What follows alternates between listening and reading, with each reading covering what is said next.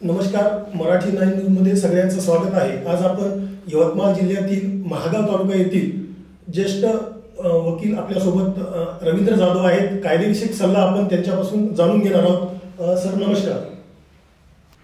नमस्कार। एखाद्या व्यक्तीला एखाद्या प्रकरणात अटक वगैरे झाली तर त्याचे काय अधिकार असतात ते आरोपी म्हणून जर समोर जात असताना? एखाद्या आरोपीला ज्यावेळेस एखाद्या व्यक्तीवर प्रायमा फेसी जेव्हा गुन्हा नोंद होतो तर गुन्हा नोंद झाल्यानंतर आता त्याच्यामध्ये दोन प्रकारचे असतात, एक दखलपात्र गुन्हा आणि अदखलपात्र गुन्हा। तर एखाद्या FIR मध्ये 7 वर्ष, एखाद्या कलमामध्ये 7 वर्षापेक्षा कमी जर सजेचं प्रावधान असेल तर पोलिसांनी त्याला सूचनापत्रावर तिथे सोडायला पाहिजे। आणि एखाद्या अदखलपात्र गुन्ह्यामध्ये गंभीर स्वरूपाच्या गुन्ह्यामध्ये जर आरोपीला अटक केलं तर सर्वप्रथम पोलिसांनी त्याला माहिती द्यायला पाहिजे की तुम्हाला कोणत्या गुन्ह्यामध्ये अटक केलेला आहे आणि तुमच्यावर कोणकोणते गुन्हे नोंद आहे। त्याच्यानंतर त्याचं पहिलं कर्तव्य असं आहे की त्यांनी त्याचे जे बी काही काउन्सिल आहे, वकील वगैरे त्या वकिलाला त्यांना संपर्क करून द्यायला पाहिजे। वकिलाचा सल्ला घेण्याचा अधिकार आरोपीचा आहे। त्यानंतर त्याच्या नातेवाईकाला त्याच्या अटकेबद्दल माहिती देणे हे अत्यंत आवश्यक आहे। आणि अटक झाल्याच्या नंतर त्याला 24 तासाच्या आत जिल्हा न्यायालय किंवा जे ज्युरिडिक्शन आहे, ज्या प्रकारचा जो ऑफेन्स आहे तर त्या संबंधित न्यायाधीशाकडे त्याला हजर करणं आवश्यक आहे।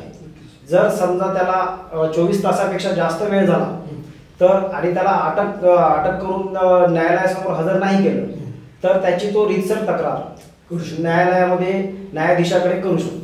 आपण पाहतो की एखाद्या जागी एखादं जर प्रकरण घडलं की एखादा अपघात वगैरे झाला तर त्या ठिकाणी पंचनामा करण्याचं जे प्रोसिजर असते त्याचा प्रकार काय असतो आणि त्याचं नेमकं पूर्ण विश्लेषण काय आहे? पंचनामा म्हणजे काय हे नागरिकांना समजलं पाहिजे। काय समजतं?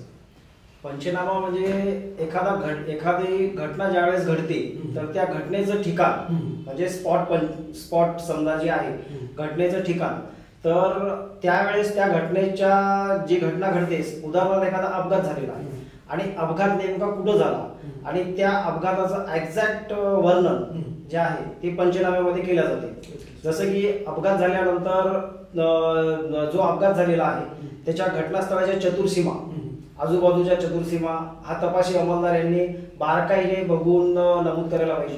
त्याच्यानंतर घटनास्थळावरची नेमकं पोझिशन काय आहे, सपोज अपघात झाल्यानंतर गाडी जी आहे, जे विक्टिम आहे, विक्टिमची गाडी ही रॉंग साइड होती की त्याच्या राईट साइड मध्ये होती हे पाहणं गरजेचं आहे। म्हणजे त्याच्यामुळं घटनास्थळावरून जे आहे तर ते आरोपी किंवा गुन्ह्याचा तपास करण्याकरिता मोस्ट इम्पॉर्टंट पार्ट असते। आणि घटनास्थळावर जे साक्षीदार असतात, आता काही सस्पेक्टेड गोष्टी असतात ते आयोनी तपासी अंमलदारांनी त्याच्यामध्ये नमूद करायला पाहिजे। आणि घटनास्थळ पंचनामा करत असताना शासकीय पंच 2 तिथं असणं आवश्यक असतात। मोस्ट ऑफ केसेस मध्ये पोलीस प्रशासन ऑफिसमध्ये बसून घटनास्थळ पंचनामा करतात, त्याच्यामुळं आरोपीला त्याचं बेनिफिट मिळते। त्याच्यामुळं घटनास्थळ पंचनामा हा अतिशय महत्त्वाचा भाग आहे तपासाचा आणि तो करताना पोलिसांनी अतिशय बारकाईने ते करायला पाहिजे। आपण पाहतो की एखाद्या वाहनाचा अपघात होतो आणि ते वाहन कायद्यानुसार पोलीस स्टेशनला वगैरे जमा करतात, पण ते वाहन नंतर सोडवण्याची प्रक्रिया जी आहे ती कशी असते? एखादं वाहन पोलिसांनी जप्त केलं, ज्या गुन्ह्यामध्ये जप्त केलं त्या गुन्ह्याचा तपशील हा आपल्याला घेणं आवश्यक असते। जसं की त्याचा क्राईम नंबर, FIR, त्याच्यानंतर आपण भारतीय नागरी सुरक्षा संहितेचे कलम 503 अनुसार त्या प्रॉपर्टीचे आपण मालक आहे त्या मालकी दस्तऐवज विद्यमान न्यायालयामध्ये सादर करायचे।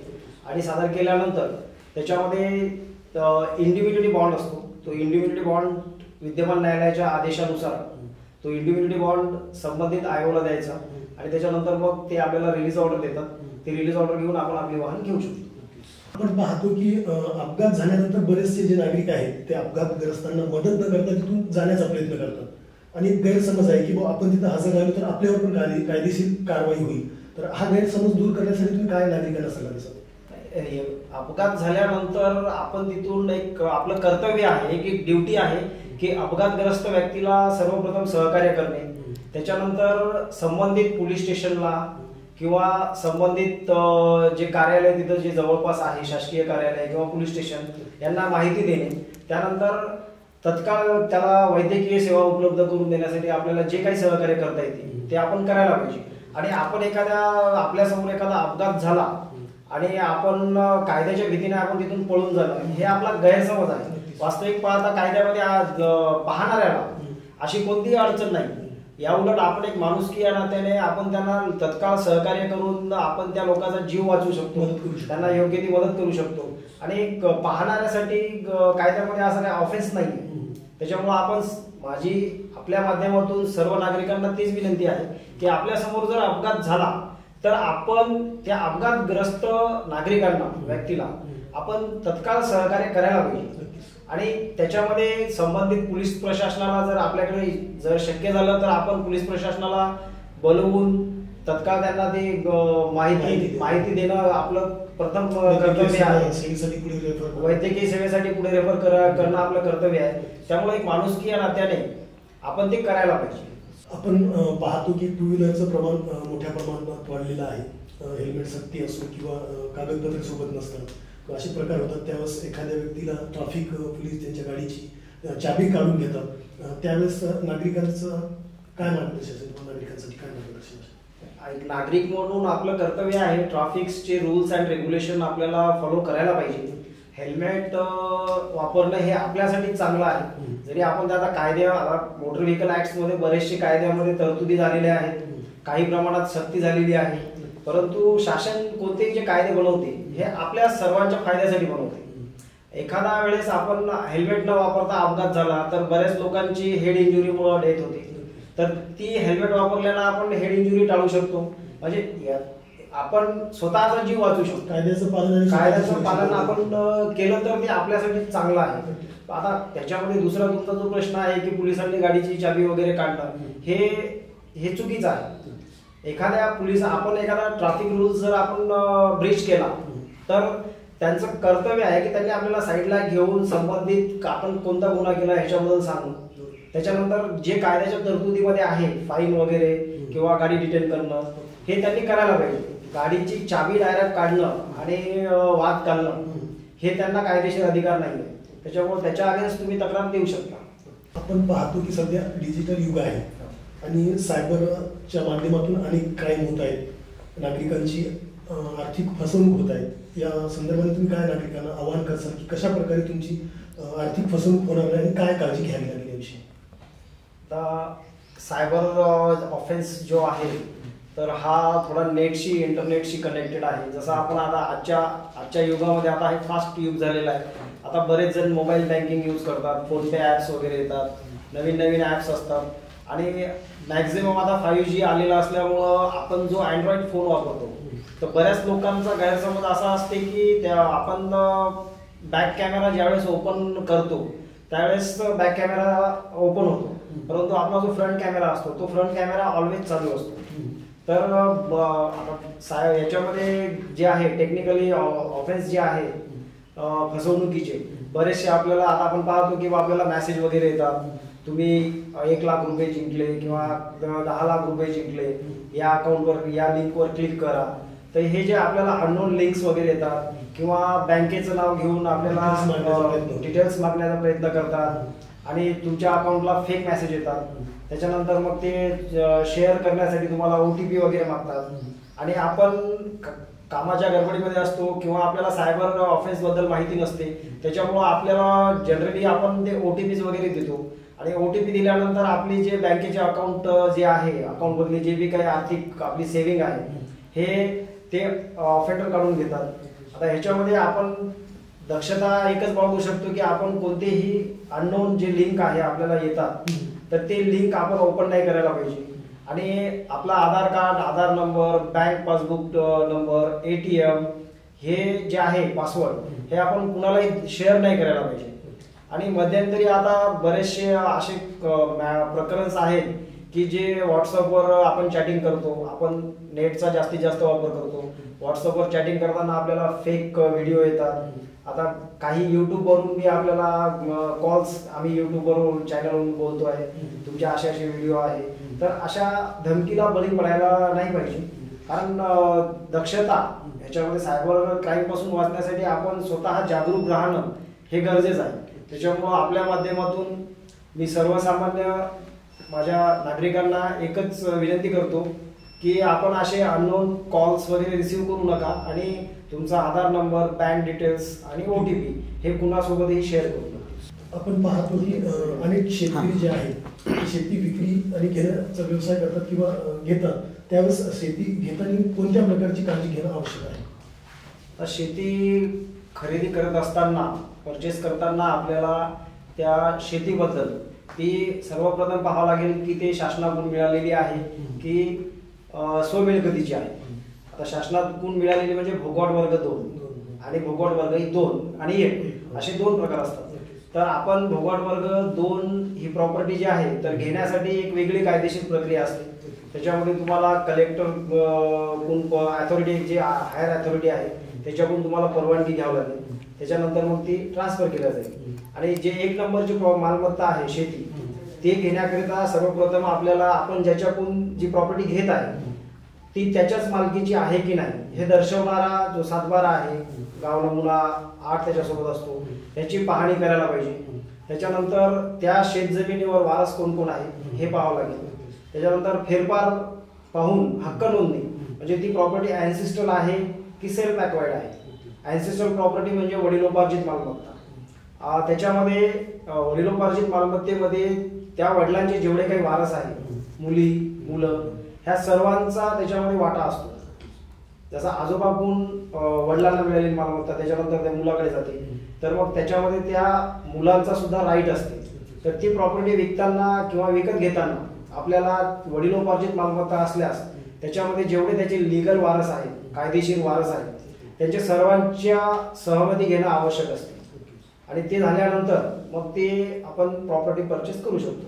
आता त्यावेळेस आपण प्रॉपर्टी समजा आपण ज्यावेळेस सौदे चिठ्ठी वगैरे करतो तर सौदे चिठ्ठी झाल्यानंतर एखाद्या वृत्तपत्रामध्ये आपण ती प्रॉपर्टी परचेस करत असल्याबाबत आणि त्या प्रॉपर्टी परचेसिंगच्या अगोदर कोणाचं काही ऑब्जेक्शन आहे का, कोणाचे लिगल हेअर्स त्याच्यामध्ये गुंतलेले आहेत का, ह्याच्याबद्दल सुद्धा वृत्तपत्रामध्ये जाहिरात देणं आवश्यक असते. आपण पाहतो की ग्रामीण भागात शेतकऱ्यामध्ये जे सीमावाद, ज्याला की आपण धुऱ्याचा वाद म्हणतो ग्रामीण भाषेत, असे वाद भरपूर प्रमाणात असतात. आता याच्यातून मोठ्या प्रमाणात जे वाद निर्माण होत आहेत याबद्दल काय मत असेल?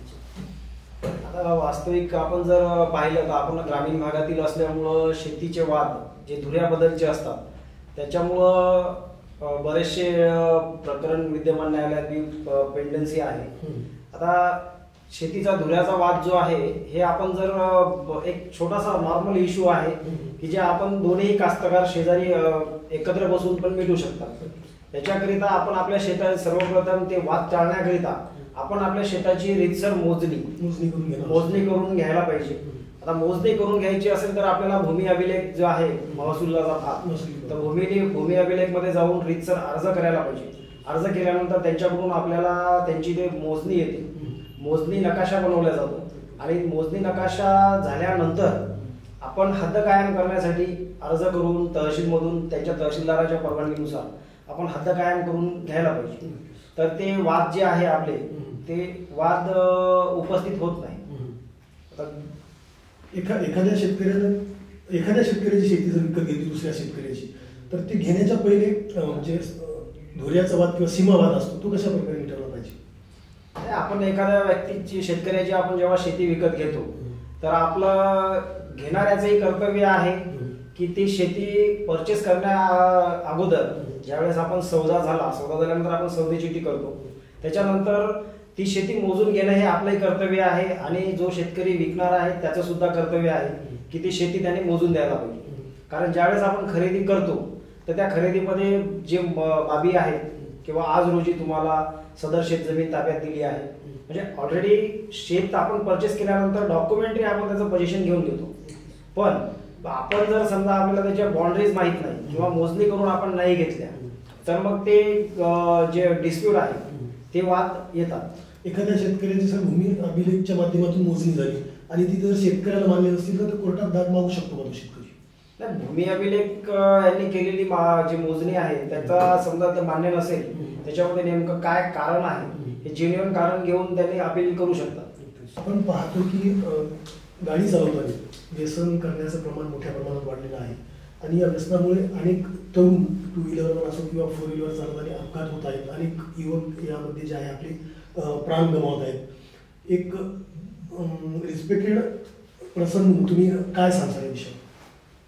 आता वास्तविक तुम्ही जो प्रश्न केला हा अतिशय महत्त्वाचा आहे. जरी मी विधितज्ञ असलो तरी समाजामध्ये जे ड्रिंक अँड ड्राईव्हचे जे प्रमाण आहे हे अतिशय मोठ्या प्रमाणात वाढलेले आहे. आता आपण जे विधिमंडळ आहे हे कायदे बनवते. हे कायदे बनवल्यानंतर त्याचं पालन करणं हे आपलं कर्तव्य आहे नागरिकांचं सर्व. तर आता जे युवा पिढी आहे बरेच मोठ्या प्रमाणामध्ये ड्रिंककडे वळलेली आहे. पण अपघात हा जो आहे हा सर्वांनाच घातक असतो. म्हणजे एखादा ज्यावेळेस आपण निष्काळजीपणे निग्लिजन्सीपणे ज्यावेळेस आपण दारू पिऊन गाडी चालवतो तर त्यावेळेस अपघातामध्ये वाहनाचं नुकसान झालं तर ते आपण भरून घेऊ शकतो.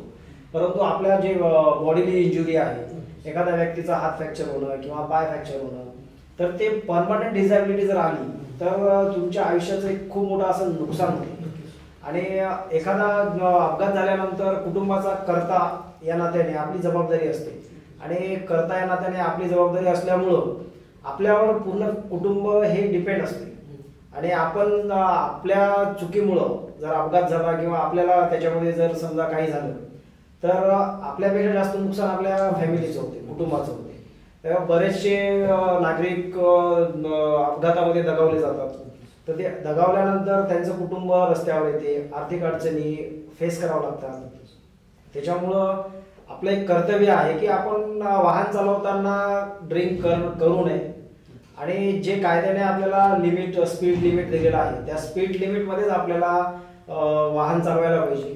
आणि चाकोरीबद्ध जे आपल्याला जे वे ठरवून दिलेले आहे त्या रस्त्यानंच आपण जायला पाहिजे.